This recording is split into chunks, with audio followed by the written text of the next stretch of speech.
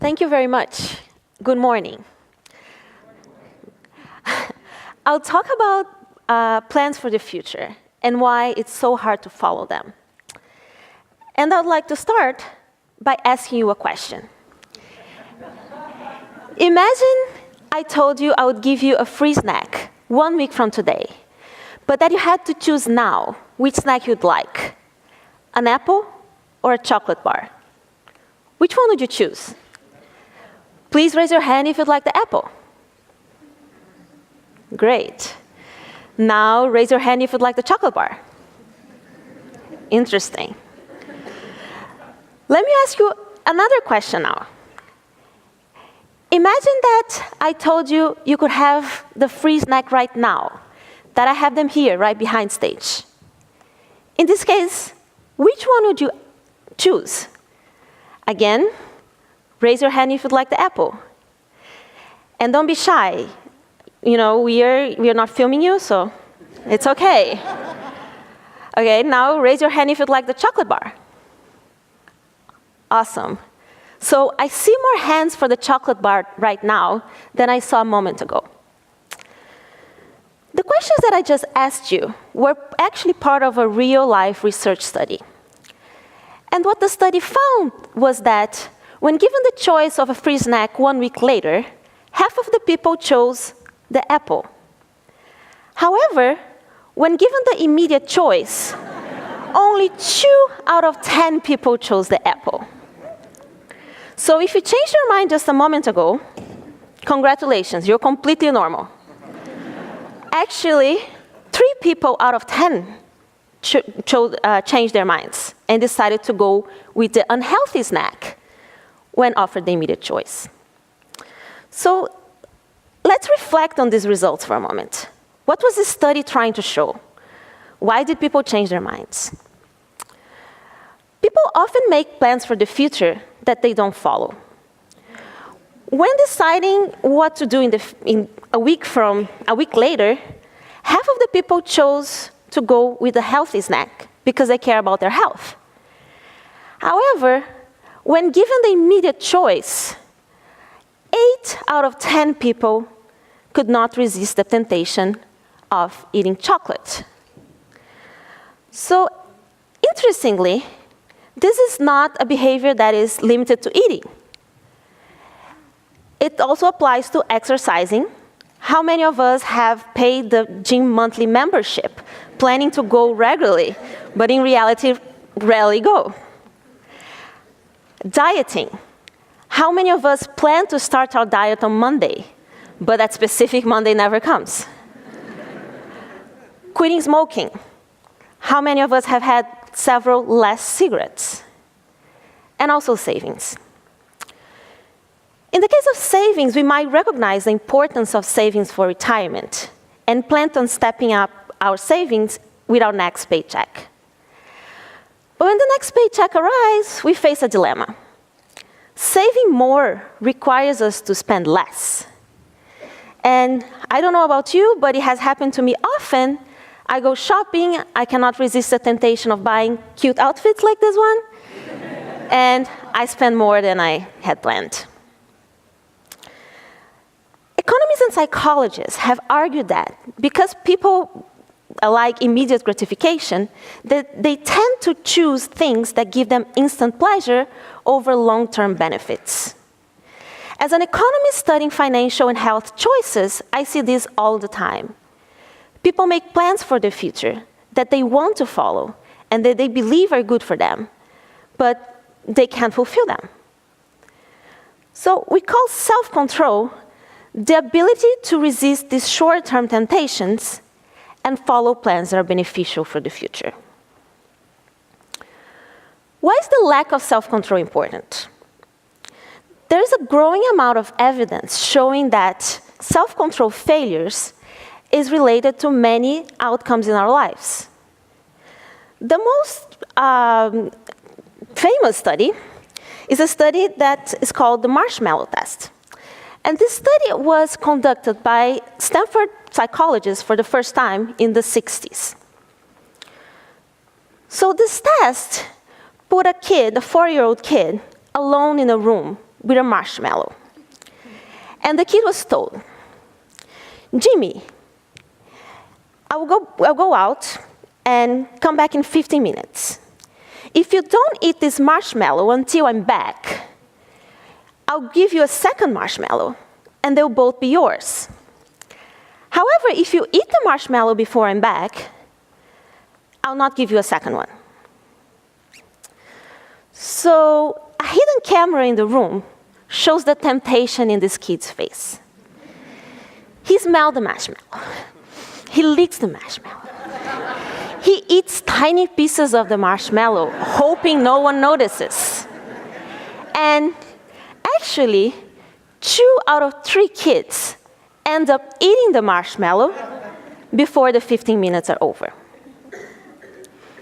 Most importantly, studies that followed these children as they grew older found that the ability to wait for both marshmallows predicted many important outcomes years later in their lives. For example, preschool children who were able to wait longer were less likely to be overweight by age 11, they were less likely to use drugs as adults, and they had higher SAT scores. So what the study is suggesting is that having this ability to have self-control and resist temptation is important for many domains of our lives. So let's see where this leaves us. So far I've told you that many of us lack self-control, and that this lack of self-control is related to many negative consequences in dimensions that we really care about our lives.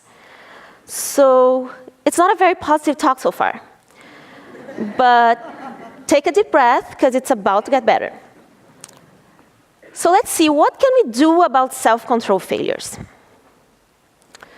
Some researchers have argued that we have a fixed amount of energy to resist temptation. So the more we put ourselves into situations where we need self-control, the more likely we'll be that we'll fall into temptation. One solution then would be to avoid this kind of tough situations. If you're on a diet, for example, you could wait to actually buy your lunch before you're hungry so that you don't fall into temptation and eat unhealthy food. Of course, there are situations that are harder to avoid. Other proposals to deal with self-control failure have to do with commitment contracts. Commitment contracts are arrangements that help individuals resist temptation and follow their plans for the future. So here's how it works. Imagine a person wants to quit smoking, which we know it's a very bad health behavior. So she knows that sooner or later, she'll have the temptation to smoke one extra cigarette. So she enters one of these arrangements to help her resist this temptation. One very successful program to help people stop smoking had smokers deposit funds into a savings account for 6 months. After 6 months, they took a urine test for nicotine. And their money was just returned to them if they passed the test.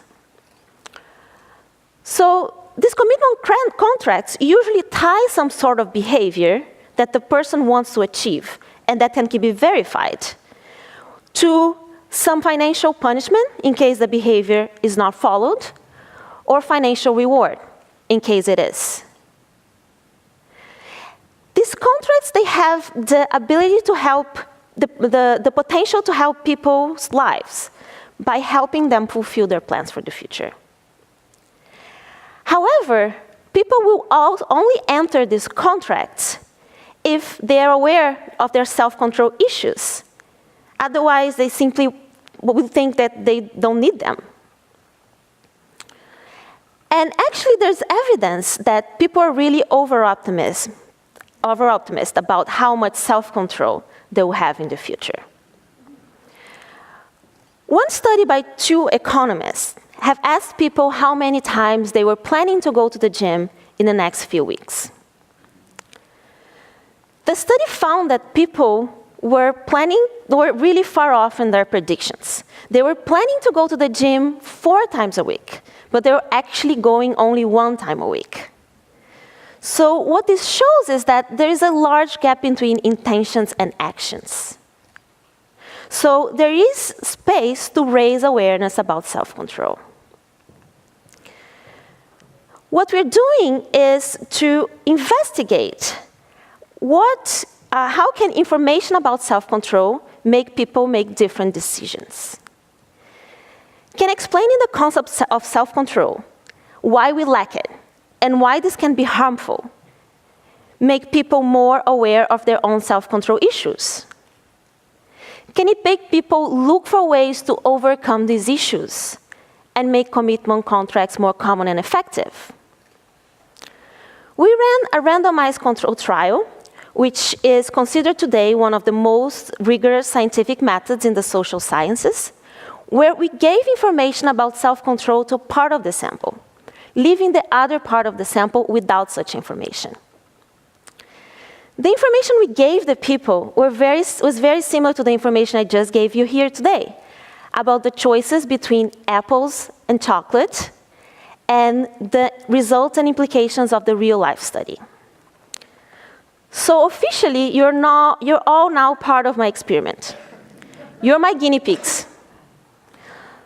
So what we found was that the group that got the information was actually more likely to save, and saved a greater amount than the group with no information. Moreover, this saving was done under commitment. Once the people choose how much to save, they could not revise or change their choices.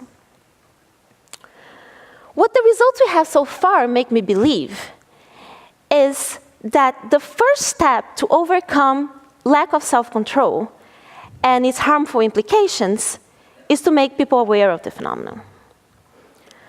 Also important is to create and disseminate new ways to help people resist temptations. We must be fearless about setting and achieving our financial and health goals. A critical step is recognizing the temptations that us, as human beings, may face along the way. Using the mechanisms that are available to help us resist these temptations, be by avoiding certain situations or engaging in commitment contracts, it's a critical step to see the changes we want to see in our lives. And this is within our reach. Thank you.